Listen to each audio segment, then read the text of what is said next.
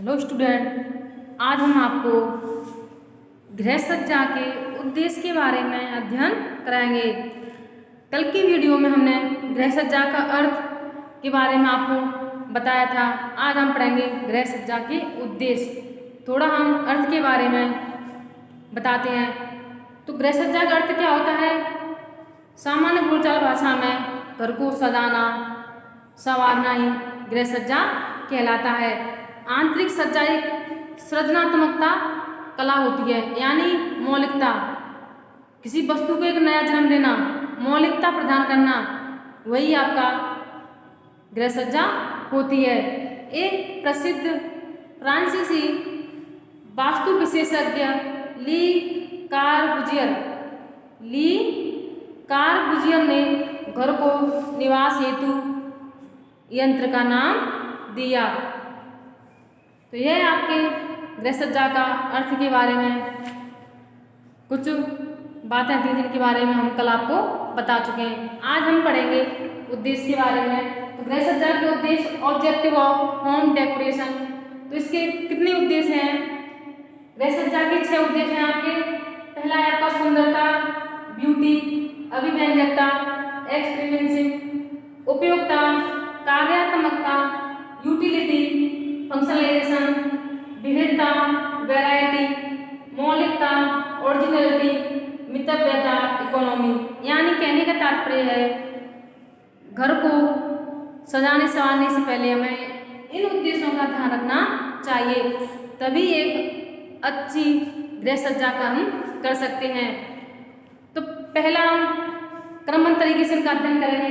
पहला अध्ययन करेंगे सुंदरता, ब्यूटी। गृह सज्जा करते समय किन किन बातों का ध्यान रखना चाहिए तथा घर सजाने के लिए हमें किन किन वस्तुओं का प्रयोग करना चाहिए, तो हम सुंदरता के बारे में आपको बताएंगे। गृह सज्जा का जो पहला उद्देश्य है हमारा सुंदरता, ब्यूटी। आपने देखा होगा मनुष्य की जो आंखें हैं हमेशा अच्छी वस्तुओं को देखती हैं तथा अच्छा महसूस करना चाहती है, इसलिए प्रत्येक वस्तु को सजाने संवारने में के साथ साथ सुंदरता का भी ध्यान रखना चाहिए। घर को सुंदर एवं आकर्षक रूप देना। सुंदर एवं व्यवस्थित घर थके हुए तन मन को एक शीतलता प्रदान करती हैं तथा व्यक्ति के मन में एक नया जोश ऊर्जा का विकास होता है। जिन वस्तुओं की सुंदरता अधिक होती है वो देखने में मन को लुभाती हैं तथा एक नई ऊर्जा का संचार होता है, जिससे व्यक्ति के मन में आनंद, हर्ष, संतोष की अनुभूति होती है तथा यह अनुभूति कृत्रिम तथा प्राकृतिक रूप से 2 रूपों से होती है। प्राकृतिक छटा, जैसे कि हम अपने घर को किसी प्रकृति प्रदत्त वस्तुओं से सजाना चाहते हैं, जिनको निर्जीव बनाकर सजीवता का रूप प्रदान करना, जैसे कि आपके पेड़ पौधे हैं, रंग बिरंगी तितलियां हैं, सरिता में कलकल बहता पानी है, झरने हैं, नदियां हैं, सागर की लहरें हैं, आसमान में छाए हुए काले काले बादल हैं, ऊंचे ऊंचे पर्वत, जंगल में नाचते मोर, तालाब में खिलता हुआ कमल सुंदरता के अनुपम उदाहरण है। यानी ये कैसे हैं?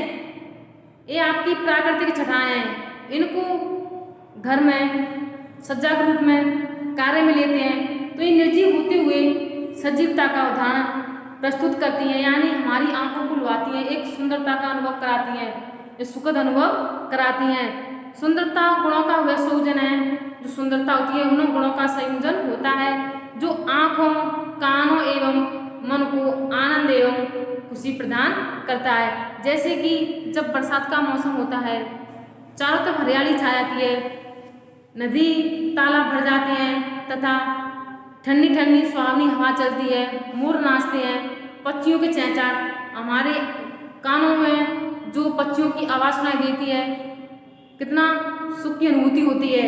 इसलिए गृह सज्जा करते समय हमें प्रकृति का ध्यान रखना चाहिए, क्योंकि इस संसार में प्रकृति की छटा सबसे अनोखी छटा मानी जाती है, क्योंकि हमारा जीवन एक ईश्वर प्रदत्त प्रकृति का एक अनुपम उदाहरण है। सौंदर्य एक भावनात्मक एवं गुणात्मक पक्ष होता है, जिससे व्यक्ति को सुख, संतोष, उल्लास, उत्साह, हर्ष एवं प्रसन्नता का भाव जागृत होता है। सुंदरता देखने वालों की आंखों में बसती है। हमारी आंखें अच्छी वस्तुओं को जल्दी से अनुभूति करती हैं।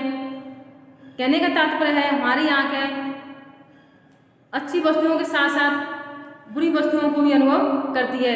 कहने का तात्पर्य किसी वस्तु को सुंदर बताना, रूप बताना हमारी आंखों के ऊपर निर्भर करता है। ये आपका सुंदरता के बारे में गृह सज्जा की कुछ बातें हो गई। नेक्स्ट है आपका अभिव्यंजकता, एक्सप्रीमेंसिव। अभिव्यंजकता यानी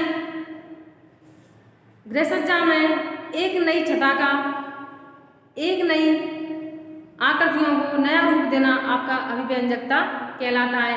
गृह सज्जा का दूसरा उद्देश्य आपका अभिव्यंजकता है। कुछ लोग अपने घर को सजाते संवारते समय कोई ना कोई चित्र, रंग बिरंगी फूल, पत्तियां, पर्दे लगाकर, पुष्प विन्यास करके, फर्नीचर व्यवस्थित करके घर को सजाते। घर सजाना क्या होता है? जो घर में हमारा जो सामान है, उपयोगी सामान है, उसको व्यवस्थित रूप से रखना, क्रमबद्धता रूप से रखना है, वही आपका होम डेकोरेशन कहलाता है। चाहे घर आलीशान बंगले के रूप में हो या घर छोटी सी कुटिया हो, घर में सुसज्जित रूप से हमें सभी वस्तुओं को क्रमबद्ध तरीके से रखना चाहिए, जिसमें संगत पूर्णता हो तथा सभी वस्तुओं का उचित अनुपात हो, बनावट हो, प्रत्येक वस्तु एक उचित संतुलन में हो तथा इसको समझने के लिए हमें किन किन बिंदियों का ध्यान रखना चाहिए। अभिव्यंजकता रूप से अगर गृह सज्जा करते हैं तो हमें वस्तुओं की औपचारिकता, अनौपचारिकता, स्वाभाविकता एवं आधुनिकता का ध्यान रखना चाहिए। ये नहीं कि आप गुजरे जमानों की वस्तुओं को रखकर घर को सजाते हैं तथा स्वाभाविकता एक व्यवहारिक रूप से हमें घर की साज सज्जा करनी चाहिए। नेक्स्ट है आपकी उपयोगिता, यूटिलिटी या कार्यात्मकता, फंक्शनलाइजेशन। गृह सज्जा करते समय हमें उपयोगिता का एवं कार्यात्मकता का ध्यान रखना चाहिए। ये नहीं कि पूरा घर शराब से ही भर दिया लेकिन हमारे उपयोग में कुछ नहीं आ रहा है। तो गृह सज्जा सुंदर होने के साथ साथ एवं अभिव्यंजकता के साथ साथ उपयोगिता का भी होना अति आवश्यक है। सज्जा इस तरह होनी चाहिए कि कार्य करते समय शक्ति ऊर्जा व्यय न हो तथा घरेलू सामग्री प्रयोग करते समय कोई वस्तु टूट फूट ना हो, प्रत्येक कार्य को हम आसानी से कर सकें या किसी वस्तु को उठाते निकालते समय कोई वस्तु टकराकर नीचे ना गिरे तथा कमरों की संख्या स्थान पर्याप्त होना चाहिए। इसलिए हमें गृह सज्जा करते समय कार्यात्मकता एवं उपयोगिता का ध्यान रखना चाहिए तथा परिवार की आवश्यकताओं को देखते हुए घर की सज्जा करनी चाहिए। नेक्स्ट है आपका विविधता, वैरायटी, यानी प्रत्येक वस्तु में कुछ ना कुछ अंतर होना चाहिए। तो गृह सज्जा में विविधता का महत्वपूर्ण स्थान है। एक ही प्रकार की वस्तु निरंतर प्रयोग करने से मन ऊब जाता है। जैसे कि प्रतिवर्ष दीपावली पर लोग घरों की सफाई करते हैं तथा गृह सज्जा के लिए नई नई वस्तुओं को घर में लाकर सजाते हैं, तो कुछ समय बाद पुरानी हो जाती है, उसको फेंक दिया जाता है।